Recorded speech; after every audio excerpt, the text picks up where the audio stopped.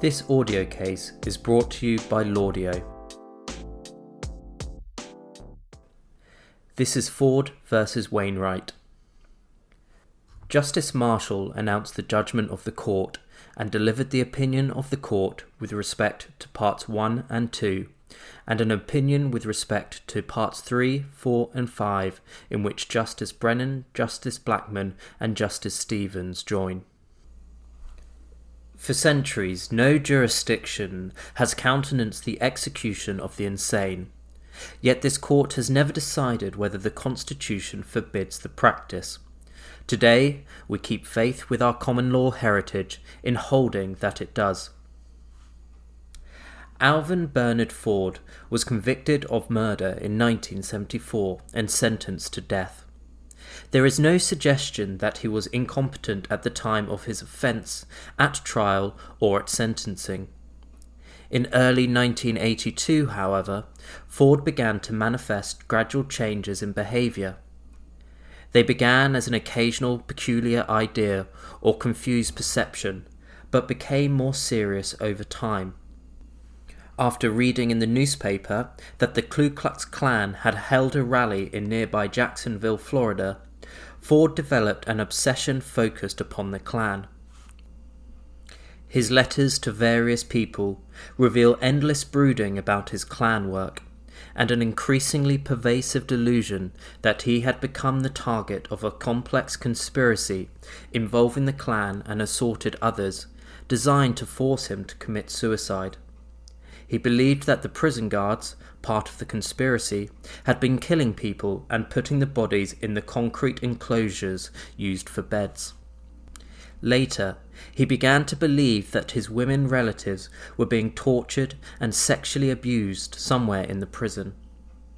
This notion developed into a delusion that the people who were tormenting him at the prison had taken members of Ford's family hostage. The hostage delusion took firm hold and expanded, until Ford was reporting that 135 of his friends and family were being held hostage in the prison, and that only he could help them. By day 287 of the hostage crisis, the list of hostages had expanded to include senators, Senator Kennedy, and many other leaders. In a letter to Attorney General of Florida, written in 1983, Ford appeared to assume authority for ending the crisis, claiming to have fired a number of prison officials. He began to refer to himself as Pope John Paul III, and reported having appointed 9 new justices to the Florida Supreme Court. Counsel for Ford asked a psychiatrist who had examined Ford earlier, Dr. Jamel Armin, to continue seeing him and to recommend appropriate treatment. On the basis of roughly 14 months of evaluation, taped conversations between Ford and his attorneys, letters written by Ford, interviews with Ford's acquaintances, and various medical records, Dr. Armin concluded in 1983 that Ford suffered from a severe uncontrollable mental disease, which closely resembles paranoid schizophrenia with suicide potential. A major mental disorder severe enough to substantially affect Mr. Ford's present ability to assist in the defense of his life. Ford subsequently refused to see Dr. Armin again, believing him to have joined the conspiracy against him, and Ford's counsel sought assistance from Dr. Harold Kaufman, who interviewed Ford in November 1983. Ford told Dr. Kaufman that, "I know there is some sort of death penalty, but I'm free to go whenever I want, because it would be illegal and the executioner would be executed." When asked if he would be executed, Ford replied, "I can't be executed because of the landmarked case. I won. Ford versus State will prevent executions all over." These statements appeared amidst long streams of seemingly unrelated thoughts in rapid succession.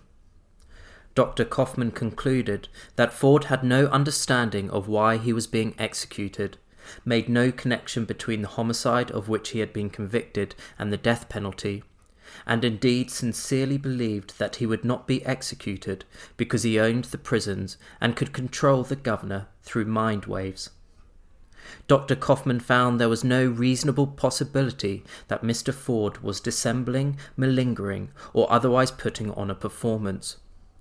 The following month, in an interview with his attorneys, Ford regressed further into nearly complete incomprehensibility, speaking only in a code characterized by intermittent use of the word one, making statements such as hands one, face one, mafia one, God one, Father one, Pope one, Leader one. Counsel for Ford invoked the procedures of Florida law governing the determination of competency of a condemned inmate. Following the procedures set forth in the statute, the governor of Florida appointed a panel of 3 psychiatrists to evaluate whether under Section 922.07 Ford had the mental capacity to understand the nature of the death penalty and the reasons why it was imposed upon him. At a single meeting, the 3 psychiatrists together interviewed Ford for approximately 30 minutes. Each doctor then filed a separate 2 or 3 page report with the governor, to whom the statute delegates the final decision. One doctor concluded that Ford suffered from psychosis with paranoia, but had enough cognitive functioning to understand the nature and the effects of the death penalty, and why it is to be imposed upon him. Another found that although Ford was psychotic, he did know fully what can happen to him. The third concluded that Ford had a severe adaptional disorder, but did comprehend his total situation, including being sentenced to death, and all of the implications of that penalty. He believed that Ford's disorder, although severe, seemed contrived and recently learned. Thus, the interview produced 3 different diagnoses, but accord on the question of sanity as defined by state law. The governor's decision was announced on April 30th, 1984, when, without explanation or statement, he signed a death warrant for Ford's execution. Ford's attorneys unsuccessfully sought a hearing in state court to determine anew Ford's competency to suffer execution. Counsel then filed a petition for habeas corpus in the United States District Court for the Southern District of Florida, seeking an evidentiary hearing on the question of Ford's sanity, proffering the conflicting findings of the governor-appointed commission and subsequent challenges to their methods by other psychiatrists. The district court denied the petition without a hearing. The Court of Appeals granted a certificate of probable cause and stayed Ford's execution, and we rejected the state's efforts to vacate the stay of execution. The Court of Appeals then addressed the merits of Ford's claim, and a divided panel affirmed the district court's denial of the writ. This court granted Ford's petition for certiorari in order to resolve the important issue, whether the Eighth Amendment prohibits the execution of the insane, and if so, whether the district court should have held a hearing on petitioner's claim. Since this court last had occasion to consider the infliction of the death penalty upon the insane, our interpretations of the Due Process Clause and the Eighth Amendment have evolved substantially. In Solisby v. Balcom, a condemned prisoner claimed a due process right to a judicial determination of his sanity. Yet the court did not consider the possible existence of a right under the Eighth Amendment, which had not yet been applied to the states. The sole question of the court addressed whether Georgia's procedure for ascertaining sanity adequately effectuated that state's own policy of sparing the insane from execution. Now that the Eighth Amendment has been recognized to affect significantly both the procedural and the substantive aspects of the death penalty, the question of executing the insane takes on a wholly different complexion.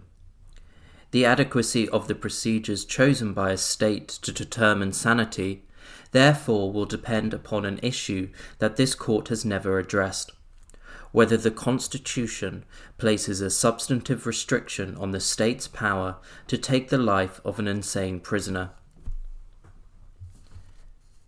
There is now little room for doubt that the Eighth Amendment's ban on cruel and unusual punishment embraces, at a minimum, those modes or acts of punishment that had been considered cruel and unusual at the time that the Bill of Rights was adopted. Although the framers may have intended the Eighth Amendment to go beyond the scope of its English counterpart, their use of the language of the English Bill of Rights is convincing proof that they intended to provide at least the same protection. Moreover, the Eighth Amendment's prescriptions are not limited to those practices condemned by the common law in 1789. Not bound by the sparing humanitarian concessions of our forebears, the amendment also recognizes the evolving standards of decency that mark the progress of a maturing society. In addition to considering the barbarous methods generally outlawed in the 18th century, this court takes into account objective evidence of contemporary values before determining whether a particular punishment comports with the fundamental human dignity that the amendment protects. We begin then with the common law. The bar against executing a prisoner who has lost his sanity bears impressive historical credential. The practice consistently has been branded savage and inhumane. Blackstone explained, "Idiots and lunatics are not chargeable for their own acts, if committed when under these incapacities. No, not even for treason itself. Also, if a man in his sound memory commits a capital offence, and before arraignment for it he becomes mad, he ought not to be arraigned for it, because he is not able to plead to it with that advice and caution that he ought. And if, after he has pleaded, the prisoner becomes mad, he shall not be tried, for how can he make his defence? If, after he be tried and found guilty, he loses his senses before judgment, judgment shall not be pronounced. And if, after judgment, he becomes of non-sane memory, execution shall be stayed. For peradventure, says the humanity of the English law, and the prisoner has been of sound memory, he might have challenged something in stay of judgment or execution." Sir Edward Coke had early expressed the same view of the common law of England. By intendment of law, the execution of the offender is, for example, but so it is not when a madman is executed, but should be a miserable spectacle, both against law and of extreme inhumanity and cruelty, and can be no example to others. Other recorders of the common law concurred. As is often true of common law principles, the reason for the rule are less sure and less uniform than the rule itself. One explanation is that the execution of an insane person simply offends humanity, another that it provides no example to others and thus contributes nothing to whatever deterrence value is intended to be served by capital punishment. Other commentators postulate religious underpinnings, that it is uncharitable to dispatch an offender into another world when he is not of a capacity to fit himself for it. It is also said that execution serves no purpose in these cases, because madness is its own punishment. Furioso solo furari puniter. More recent commentators opine that the community's quest for retribution, the need to offset a criminal act by a punishment of equivalent moral quality, is not served by execution of an insane person, which has a lesser value than that of the crime for which he is to be punished. Unanimity of rationale, therefore, we do not find. But whatever the reason of the law is, it is plain the law is so. We know of virtually no authority condoning the execution of the insane at English common law. Further indications suggest that this solid prescription was carried to America, where it was early observed that the judge is bound to stay the execution upon insanity of the prisoner. This ancestral legacy has not outlived its time. Today, No state in the Union permits the execution of the insane. It is clear that the ancient and humane limitation upon the state's ability to execute its sentences has as firm a hold upon the jurisprudence of today as it had centuries ago in England. The various reasons put forth in support of the common law restriction have no less logical, moral, and practical force than they did when first voiced. For today, no less than before, we may seriously question the retributive value of executing a person who has no comprehension of why he has been singled out and stripped of his fundamental right to life. Similarly, the natural abhorrence civilized societies feel at killing one who has no capacity to come to grips with his conscience or deity is still vivid today. And the intuition that such an execution simply offends humanity is evidently shared across this nation. Faced with such widespread evidence of a restriction upon sovereign power, this court is compelled to conclude that the Eighth Amendment prohibits a state from carrying out a sentence of death upon a prisoner who is insane. Whether its aim be to protect the condemned from fear and pain without comfort of understanding, or to protect the dignity of society itself from the barbarity of exacting mindless vengeance, the restriction finds enforcement in the Eighth Amendment. The Eighth Amendment prohibits the state from inflicting the penalty of death upon a prisoner who is insane. Petitioner's allegation of insanity in his habeas corpus petition, if proved, therefore, would bar his execution. The question before us is whether the district court was under an obligation to hold an evidentiary hearing on the question of Ford's sanity. In answering that question, we bear in mind that, while the underlying social values encompassed by the Eighth Amendment are rooted in historical traditions, the manner in which our judicial system protects those values is purely a matter of contemporary law. Once a substantive right or restriction is recognized in the Constitution, therefore, its enforcement is in no way confined to the rudimentary process deemed adequate in ages past. In a habeas corpus proceeding, a federal evidentiary hearing is required unless the state court trier of fact has, after a full hearing, reliably found the relevant facts. The habeas corpus statute, following this court's decision in Townsend, provides that, in general, a determination after a hearing on the merits of a factual issue made by a state court of competent jurisdiction shall be presumed to be correct, and an evidentiary hearing not required. In this case, it is clear that no state court has issued any determination to which that presumption of correctness could be said to attach. Indeed, no court played any role in the rejection of petitioner's claim of insanity. Thus, quite simply, Townsend and Section 2250 require the district court to grant a hearing de novo on that question. But our examination does not stop there, for even when a state court has rendered a judgment, a federal court is obliged to hold an evidentiary hearing on habeas corpus if, among other factors, the fact-finding procedure employed by the state court was not adequate to afford a full and fair hearing, or the material facts were not adequately developed at the state court hearing, or the applicant did not receive a full, fair, and adequate hearing in the state court proceeding. If federal fact-finding is to be avoided, then, in addition to providing a court judgment on the constitutional question, the state must also ensure that its procedures are adequate for the purpose of finding the facts. The adequacy of a state court procedure under Townsend is largely a function of the circumstances and the interests at stake. In capital proceedings generally, this court has demanded that fact-finding procedures aspire to a heightened standard of reliability.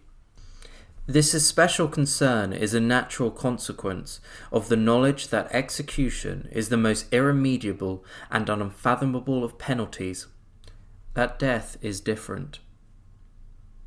Although the condemned prisoner does not enjoy the same presumptions accorded a defendant who is yet to be convicted or sentenced, he has not lost the protection of the Constitution altogether. If the Constitution renders the fact or timing of his execution contingent upon establishment of a further fact, then that fact must be determined with the high regard for truth that befits a decision affecting the life or death of a human being.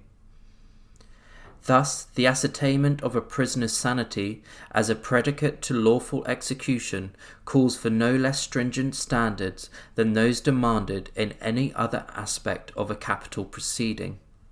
Indeed, a particular acute need for guarding against error inheres in a determination that, in the present state of the mental sciences, is at best a hazardous guess, however conscientious.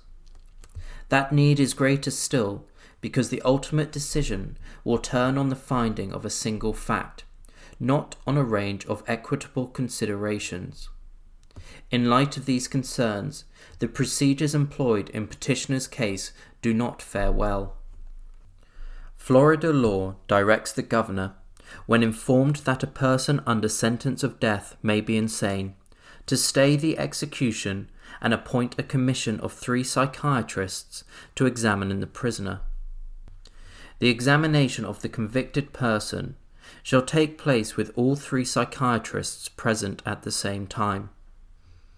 After receiving the report of the commission, the governor must determine whether the convicted person has the mental capacity to understand the nature of the death penalty and the reasons why it was imposed on him. If the governor finds that the prisoner has that capacity, then a death warrant is issued. If not, then the prisoner is committed to a mental health facility. The procedure is conducted wholly within the executive branch, ex parte, and provides the exclusive means for determining sanity. Petitioner received the statutory process.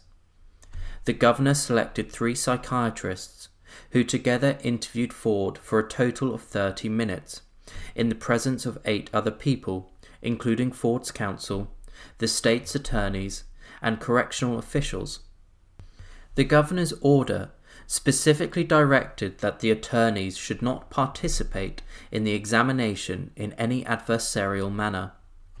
This order was consistent with the present governor's publicly announced policy of excluding all advocacy on the part of the condemned from the process of determining whether a person under a sentence of death is insane. After submission of the reports of the 3 examining psychiatrists, reaching conflicting diagnoses but agreeing on the ultimate issue of competency, Ford's counsel attempted to submit to the governor some other written materials, including the reports of the 2 other psychiatrists who had examined Ford at greater length, one of whom had concluded that the prisoner was not competent to suffer execution. The governor's office refused to inform counsel whether the submission would be considered. The governor subsequently issued his decision in the form of a death warrant.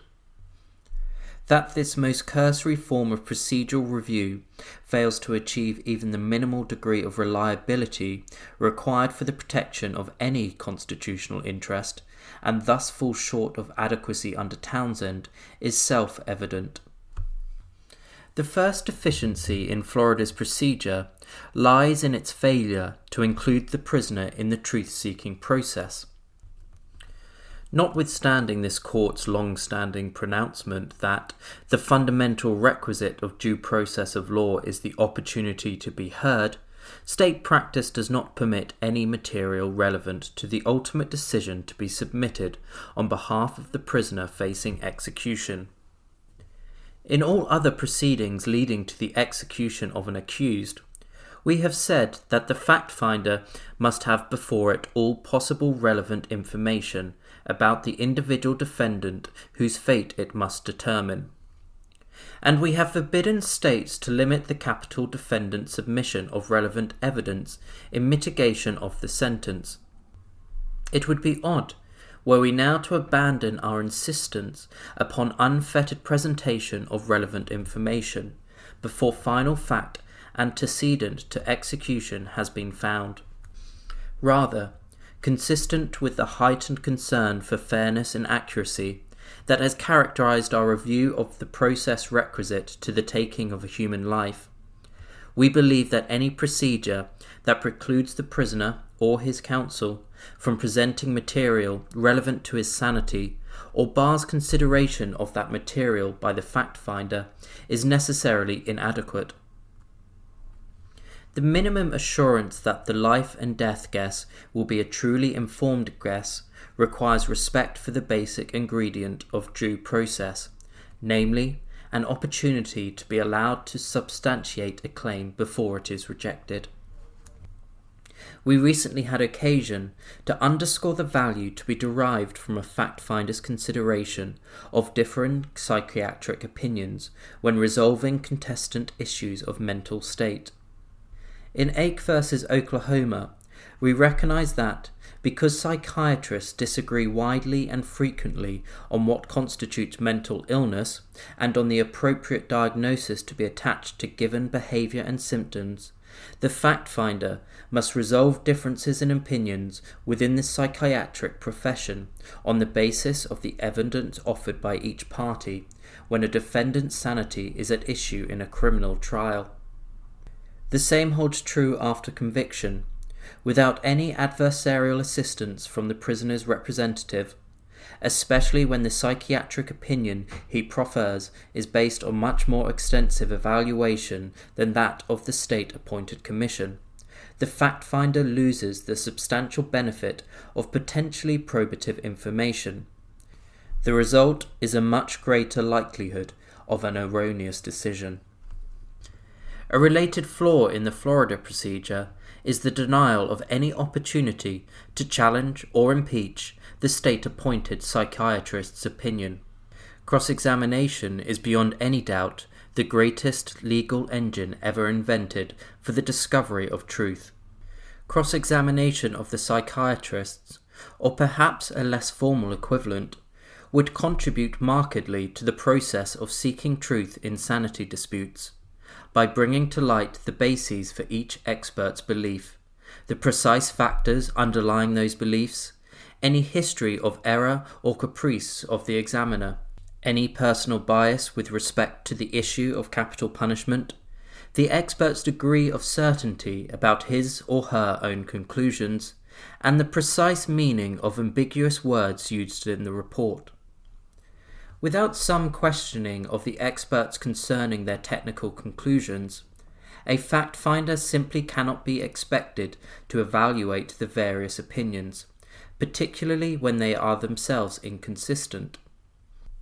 The failure of the Florida procedure to afford the prisoner's representative any opportunity to clarify or challenge the state expert's opinions or methods creates a significant possibility that the ultimate decision made in reliance on those experts will be distorted. Perhaps the most striking defect in the procedures of Florida Statute Section 922.07, as noted earlier, is the state's placement on the decision wholly within the executive branch. Under this procedure, the person who appoints the expert and ultimately decides whether the state will be able to carry out the sentence that it has long sought is the governor, whose subordinates have been responsible for initiating every stage of the prosecution of the condemned, from arrest through sentencing. The commander of the state's corps of prosecutors cannot be said to have the neutrality that is necessary for reliability in the fact-finding proceeding. Historically, delay of execution on account of insanity was not a matter of executive clemency or judicial discretion. Rather, it was required by law. Thus, history affords no better basis than does logic for placing the final determination of a fact critical to the trigger of a constitutional limitation upon the state's power in the hands of the state's own chief executive.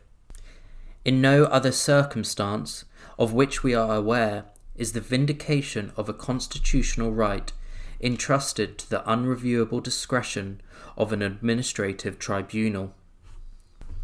Having identified various failings of the Florida scheme, we must conclude that the state's procedures for determining sanity are inadequate to preclude federal redetermination of the constitutional issue. We do not here suggest that only a full trial on the issue of sanity will suffice to protect the federal interests. We leave to the state the task of developing appropriate ways to enforce the constitutional restrictions upon its execution of sentences. It may be that some high threshold showing on behalf of the prisoner will be found a necessary means to control the number of non-meritorious or repetitive claims of insanity. Other legitimate pragmatic considerations may also supply the boundaries of the procedural safeguards that feasibly can be provided. Yet the lodestar of any effort to devise a procedure must be the overriding dual imperative of providing redress for those with substantial claims and of encouraging accuracy in the fact-finding determination. The stakes are high, and the evidence will always be imprecise. It is all more important that the adversary presentation of relevant information be unrestricted as possible. Also essential is that the manner of selecting and using the experts responsible for producing that evidence be conducive to the formation of neutral, sound, and professional judgments as to the prisoner's ability to comprehend the nature of penalty. Fidelity to these principles is the solemn obligation of a civilized society.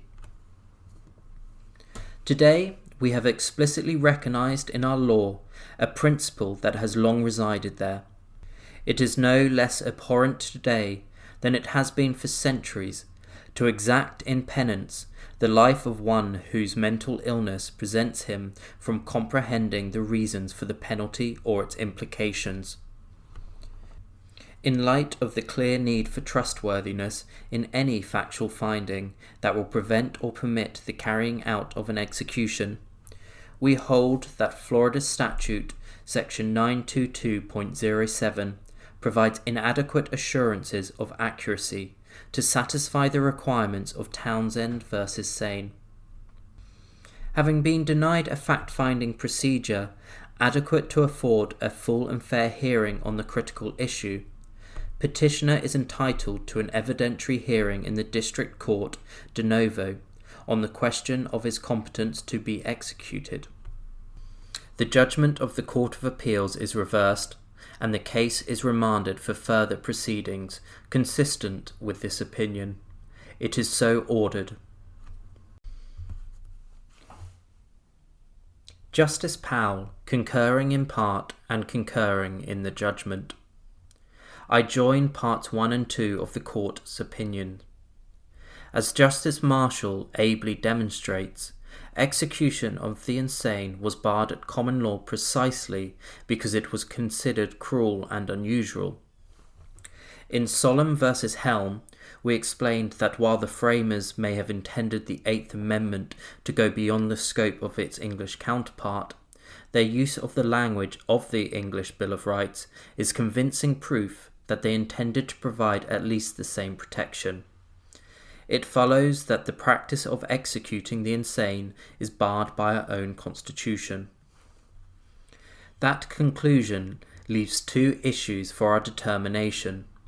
One, the meaning of insanity in this context, and two, the procedures states must follow in order to avoid the necessity of de novo review in federal courts under 28 U.S.C. section 2254d. The Court's opinion does not address the first of these issues, and as to the second, my views differ substantially from Justice Marshall's. I therefore write separately. The Court holds today that the Eighth Amendment bars execution of a category of defendants defined by their mental state. The bounds of that category are necessarily governed by federal constitutional law. I therefore turn to the same sources that give rise to the substantive right to determine its precise definition, chiefly our common law heritage and the modern practices of the states, which are indicative of our own evolving standards of decency. As the court recognizes, the ancient prohibition on execution of the insane rested on differing theories. Those theories do not provide a common answer when it comes to defining the mental awareness required by the Eighth Amendment as a prerequisite to a defendant's execution. On the one hand, some authorities contended that the prohibition against executing the insane was justified as a way of preserving the defendant's ability to make arguments on his own behalf. Other authorities suggest, however, that the prohibition derives from more straightforward humanitarian concerns. Coke expressed the view that execution was intended to be an example to the living, but the execution of a madman was such a miserable spectacle of extreme inhumanity and cruelty that it could be no example to others. Halls added that it is against Christian charity to send a great offender quick into another world, when he is not of a capacity to fit himself for it. The first of these justifications has slight merit today. Modern practice provides far more extensive review of convictions and sentences than did the common law, including not only direct appeal, but ordinarily both state and federal collateral review. Throughout this process, the defendant has access to counsel by constitutional right at trial and by employment or appointment at other stages of the process whenever the defendant raises substantial claims. Nor does the defendant merely have the right to counsel's assistance. He also has the right to effective assistance of counsel at trial and on appeal. These guarantees are far broader than those enjoyed by criminal defendants at common law. It is thus unlikely indeed that a defendant today could go to his death with knowledge of undiscovered trial error that might set him free.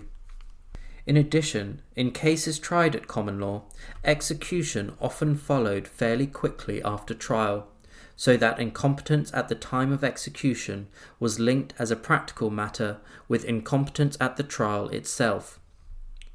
Our decisions already recognize, however, that a defendant must be competent to stand trial, and thus the notion that a defendant must be able to assist in his defense is largely provided for. The more general concern of the common law, that executions of the insane are simply cruel, retains its vitality. It is as true today as when Coke lived that most men and women value the opportunity to prepare mentally and spiritually for their death. Moreover, today as at common law, one of the death penalty's critical justifications is retributive force, depends on the defendant's awareness of the penalty's existence and purpose. Thus, it remains true that executions of the insane both impose a uniquely cruel penalty and are inconsistent with one of the chief purposes of executions generally. For precisely these reasons, Florida requires the governor to stay executions of those who do not have the mental capacity to understand the nature of the death penalty and why it was imposed on them. A number of states have more rigorous standards, but none disputes the need to require that those who are executed know the fact of their impending execution and the reasons for it. Such a standard appropriately defines the kind of mental deficiency that should trigger the Eighth Amendment prohibition. If the defendant perceives the connection between his crime and his punishment, the retributive goal of the criminal law is satisfied. And only if the defendant is aware that his death is approaching can he prepare himself for his passing. Accordingly, I would hold that the Eighth Amendment forbids the execution only of those who are unaware of the punishment that they are about to suffer and why they are to suffer it. Petitioner's claim of insanity plainly fits within this standard. According to petitioner's proffered psychiatric examination, petitioner does not know that he is to be executed, but rather believes that the death penalty has been invalidated. If this assessment is correct, petitioner cannot connect his execution to the crime for which he was convicted. Thus, the question is whether petitioner's evidence entitles him to a hearing in federal district court on his claim. Petitioner concedes that the governor of Florida has determined that he is not insane under the standard prescribed by Florida's statute, which is the same as the standard just described. Petitioner further concedes that there is expert evidence that supports the governor's finding. Thus, if that finding is entitled to a presumption of correctness under 28 U.S.C. section 2254D, there is no ground for holding a hearing on petitioner's federal habeas corpus petition. I agree with Justice Marshall that the governor's finding is not entitled to a presumption of correctness under section 2254D. I reach this conclusion for two independent reasons. First, section 2254D requires deference to the factual findings of a state court of competent jurisdiction. The term state court may have a certain amount of flexibility, but no amount of stretching can extend it to include the governor. The essence of a court is independence from the prosecutorial arm of government, and as Justice Marshall correctly notes, the governor is the commander of the state's corps of prosecutors. Unless the relevant language is to be read out of the statute, I see no basis for affording any deference to the governor's determination. Second, the presumption of correctness does not attach to the governor's implicit finding of sanity because the state did not give petitioner's claim a full and fair hearing. This statutory phrase apparently was drawn from the court's opinion in Townsend v. Sane. There, the court concluded that where the state court's fact-finding procedure was not adequate for reaching reasonably correct results, or where the process appeared to be seriously inadequate for the ascertainment of the truth, no presumption of correctness would attach to the state court's finding when those findings were challenged on federal habeas corpus. At least in the context of competency determinations prior to execution, this standard is no different from the protection afforded by procedural due process. It is clear that an insane defendant's Eighth Amendment interest in forestalling his execution, unless or until he recovers his sanity, cannot be deprived without a fair hearing. Indeed, fundamental fairness is the hallmark of the procedural protections afforded by the Due Process Clause. Thus, the question in this case is whether Florida's procedures for determining petitioner's sanity comport with the requirements of due process. Together with Justice Marshall and Justice O'Connor, I would hold that they do not. As Justice O'Connor states, if there is one fundamental requisite of due process, it is that an individual is entitled to an opportunity to be heard. In this case, petitioner was deprived of that opportunity. The Florida statute does not require the governor to consider materials submitted by the prisoner, and the President-Governor has publicly announced policy of excluding such materials from his consideration. Thus, the determination of petitioner's sanity appears to have been made solely on the basis of the examinations performed by state-appointed psychiatrists. Such a procedure invites arbitrariness and error by preventing the affected parties from offering contrary medical evidence, or even from explaining the inadequacies of the state's examinations. It does not, therefore, comport with due process. It follows that the state's procedure was not fair, and that the district court on remand must consider the question of petitioner's competency to be executed.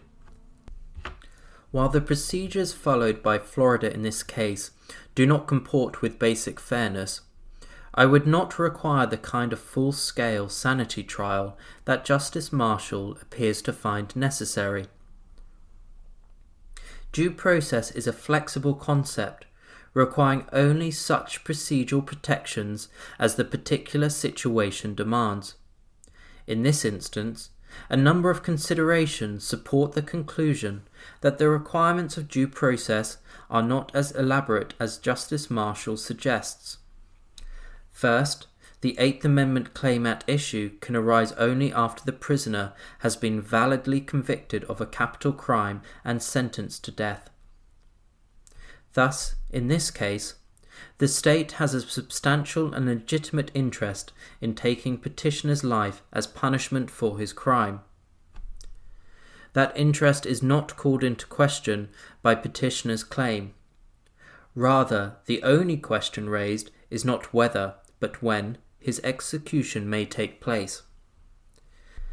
This question is important, but it is not comparable to the antecedent question whether petitioner should be executed at all. It follows that this court's decision imposing heightened procedural requirements on capital trials and sentencing proceedings do not apply in this context. Second, petitioner does not make his claim of insanity against a neutral background. On the contrary, in order to have been convicted and sentenced, petitioner must have been judged competent to stand trial, or his competency must have been sufficiently clear as not to raise a serious question for the trial court. The state therefore may properly presume that petitioner remains sane at the time sentence is to be carried out, and may require a substantial threshold showing of insanity merely to trigger the hearing process. Finally, the sanity issue in this type of case does not resemble the basic issues at trial or sentencing.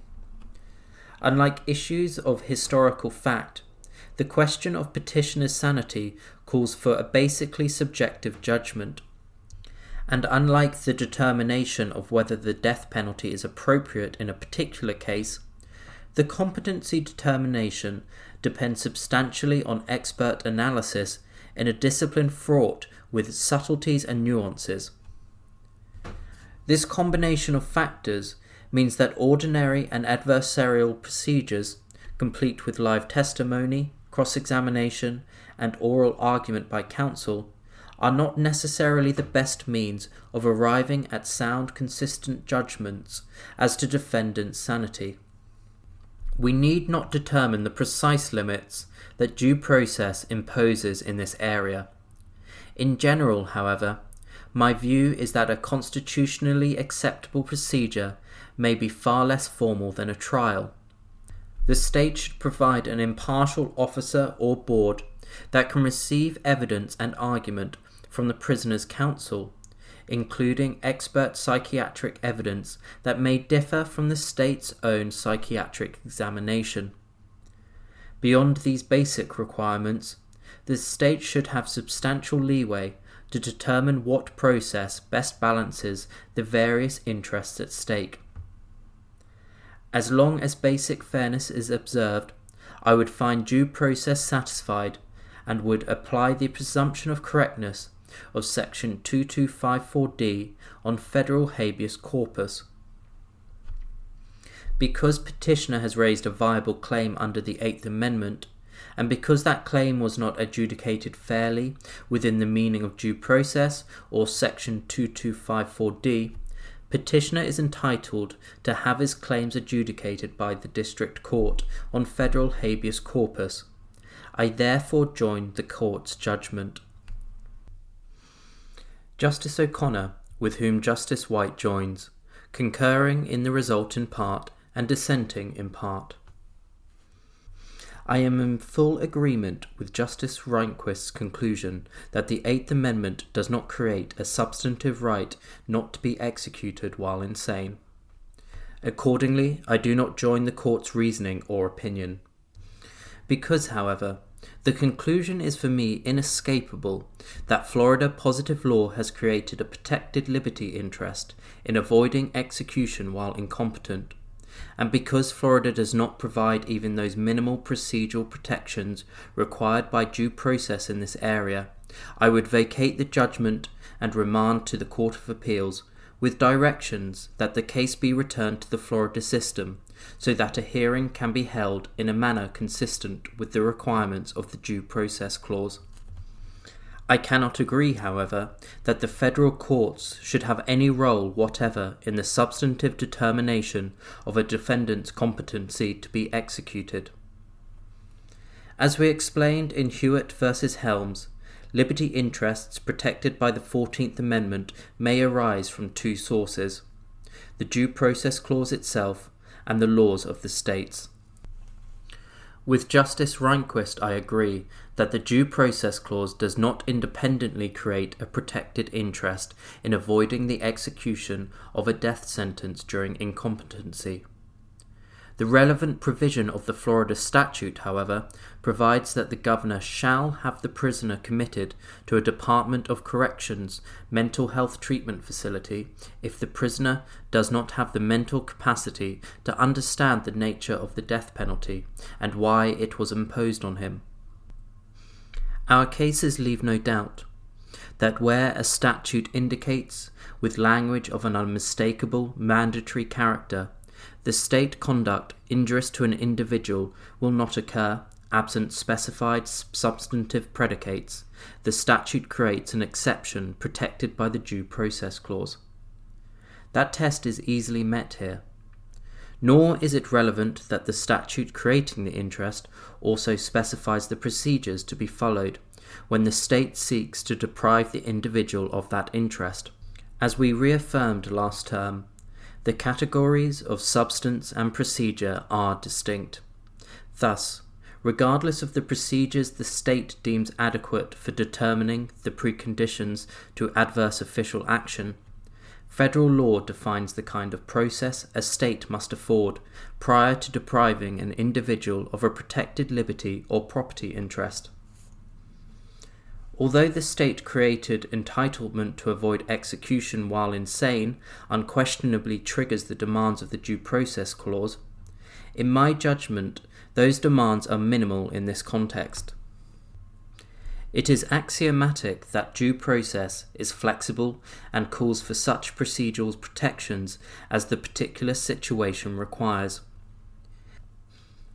And there are any number of reasons for concluding that this particular situation warrants substantial caution before reading the Due Process Clause to mandate anything like the full panoply of trial-type procedures. The prisoner's interest in avoiding an erroneous determination is, of course, very great, but I consider it self-evident that once society has validly convicted an individual of a crime and therefore established its right to punish, the demands of due process are reduced accordingly. Moreover, the potential for false claims and deliberate delay in this context is obviously enormous. This potential is exacerbated by a unique feature of the prisoner's protected interest in suspending the execution of a death sentence during incompetency. By definition, this interest can never be conclusively and finally determined. Regardless of the number of prior adjudications of the issue, until the very moment of the execution, the prisoner can claim that he has become insane sometime after the previous determination to the contrary. These difficulties, together with the fact that the issue arises only after conviction and sentencing, convince me that the Due Process Clause imposes few requirements on the states in this context. Even given the broad latitude I would leave to the states in this area, however, I believe that one aspect of the Florida procedure for determining competency to be executed renders that procedure constitutionally deficient. If there is one fundamental requisite of due process, it is that an individual is entitled to an opportunity to be heard. As currently implemented, the Florida procedure for determining competency violates this bedrock principle. By executive order, the present governor has provided that counsel for inmate and the state attorney may be present at the competency hearing, but shall not participate in the examination in any adversarial manner. Indeed, respondent does not dispute that the governor's office had steadfastly refused to acknowledge whether it would even review the extensive psychiatric materials submitted by petitioner concerning his present mental state. While I would not invariably require oral advocacy or even cross-examination, due process at the very least requires that the decision-maker consider the prisoner's written submissions. I conclude, therefore, that the Florida law has created a protected expectation that no execution will be carried out while the prisoner lacks the mental capacity to understand the nature of the death penalty and why it was imposed on him. Because Florida's procedures are inadequate to satisfy even the minimal requirements of due process in this context, I would vacate the judgment below with instructions that the case be returned to Florida so that it might assess petitioner's competency in a manner that accords with the command of the 14th Amendment. In my view, however, the only federal question presented in cases such as this is whether the state's positive law has created a liberty interest, and whether its procedures are adequate to protect that interest from arbitrary deprivation. Once satisfied that the procedures were adequate, a federal court has no authority to second-guess a state's substantive competency determination. Justice Rehnquist, with whom the Chief Justice joins dissenting. The court today holds that the Eighth Amendment prohibits a state from carrying out a lawfully imposed sentence of death upon a person who is currently insane. This holding is based almost entirely on two unremarkable observations. First, the court states that it knows of virtually no authority condoning the execution of the insane at English common law. Second, it notes that today no state in the Union permits the execution of the insane. Armed with these facts, and shielded by the claim that it is simply keeping faith with our common law heritage, the court proceeds to cast aside settled precedent and to significantly alter both the common law and current practice of not executing the insane. It manages this feat by carefully ignoring the fact that the Florida scheme it finds unconstitutional, in which the governor is assigned the ultimate responsibility of deciding whether a condemned prisoner is currently insane, is fully consistent with the common law heritage and current practice on which the court purports to rely. The court places great weight on the impressive historical credentials of the common law bar against executing a prisoner who has lost his sanity. What it fails to mention, however, is the equally important and unchallenged fact that at common law it was the executive who passed upon the sanity of the condemned. So when the court today creates a constitutional right to a determination of sanity outside of the executive branch, it does so not in keeping with, but at the expense of our common law heritage.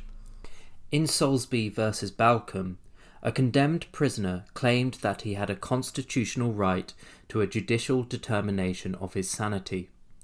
There, as here, the state did not approve the execution of insane persons, and vested in the governor the responsibility for determining, with the aid of experts, the sanity vel non of persons sentenced to death. In rejecting the prisoner's claim, this court stated, "Postponement of execution because of sanity bears a close affinity not to a trial for a crime, but rather to reprieves of sentences in general. The power to reprieve has usually sprung from the same source as the power to pardon. power of executive clemency in this country undoubtedly derived from the practice as it had existed in England. Such power has traditionally rested in governors or the president, although some of that power is often delegated to agencies such as pardon or parole boards. Seldom, if ever, has this power of executive clemency been subjected to review by the courts. Despite references to evolving standards of decency and the jurisprudence of today, the court points to no change since Salisbury in the state's approach to determining the sanity of a condemned prisoner. Current statutes quite often provide that initiation of inquiry into and/or final determination of post-sentencing insanity is a matter for the executive or the prisoner's custodian. The court's profession of faith to our common law heritage and evolving standards of decency is thus, at best, a half-truth. It is Florida's scheme, which combines a prohibition against execution of the insane with executive branch procedures for evaluating claims of insanity, that is more faithful to both traditional and modern practice. And no matter how long-standing and universal, laws providing that the state should not execute persons the executive finds insane are not themselves sufficient to create an Eighth Amendment right that sweeps away as an inadequate the procedures for determining sanity crafted by those very laws. Petitioner makes the alternative argument, not reached by the court, that even if the Eighth Amendment does not prohibit execution of the insane, Florida's decision to bar such executions creates a right in condemned persons to trial-type procedures to determine sanity. Here, too, Salisbury is instructive. Recently, we have pointed out the necessary and inherent differences between trial procedures and post-conviction procedures. Such as sentencing that case, we emphasized that certain trial procedure safeguards are not applicable to the process of sentencing. This principle applies even more forcefully to an effort to transplant every trial safeguard to a determination of sanity after conviction. As we pointed out in Nobles v.